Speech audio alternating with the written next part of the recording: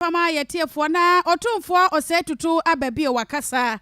ensama waka ene bremu apa na mse ade we ade tete Ghana ni bia Ghana ho asam eda na Akoma so anesa gadam say aban free so akon no enye ne e ma chese opa bambofo momo nante ya miaya isusu se won ye gadam say nyina da excavators ahyehyehye nyina yate ho asam e wo man Ghana mo na so stere ya gadam say no kwa na guso ekwa nanim na asante na dinka kasa ya na no da bro ne ahemfo binom ehia no wade to omani mo se awahene biare ni ho no mo betimi akasa gadam se ekoso e wona asase so awani mo hwe da no kwade wakan sa ahemfo na won matwahia mo bra no wade sansam na eto dwanom na wo chem se ahemfo dodo na won matwahia anye wo mo dodo no ana se anye won mo nyina dodo na e wo ho ne de wo mo ni mo ne a eye gadam se e wo won asase so na ensemi na ka menne wade kokogbo ani bere wo mo aba beto dwa pa wo chem se sa bre de wo no ankasa e betiese mo so anani akirem awo miaye bi ate se Amansia West ane ne potem nam se hode asantemantem ha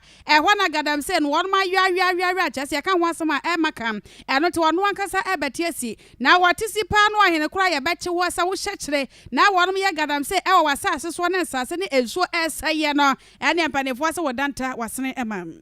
My chiefs know that I've been speaking about this, and I'm not happy with chiefs in the Amansia area where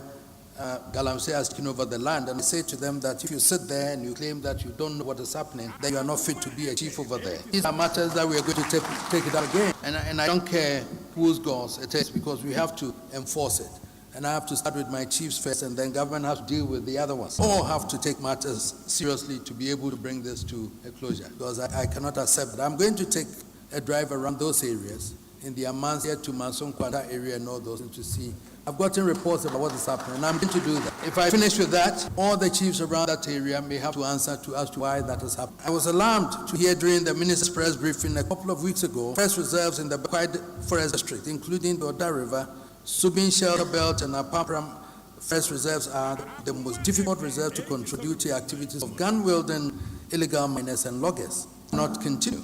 I have therefore charged the chiefs in these areas to work with the Forestry Commission and the Ministry to find ways of ridding these forests of the illegal miners and loggers.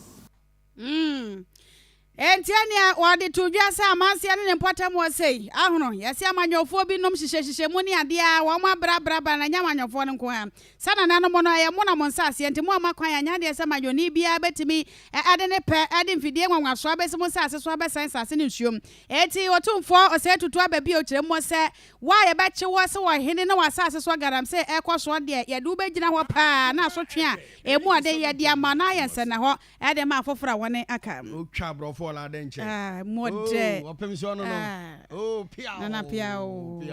kambro fo atim se brofo no waka katwi nso atim so waka twi no mane ye de